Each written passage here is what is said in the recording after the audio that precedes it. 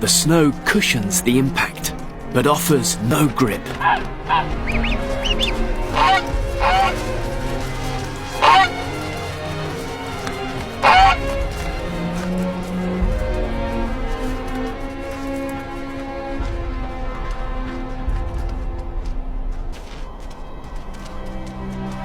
Incredibly, it survived.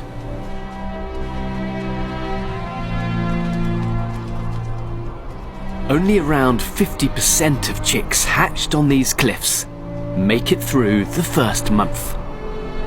With the seasons increasingly unpredictable, fewer chicks will survive.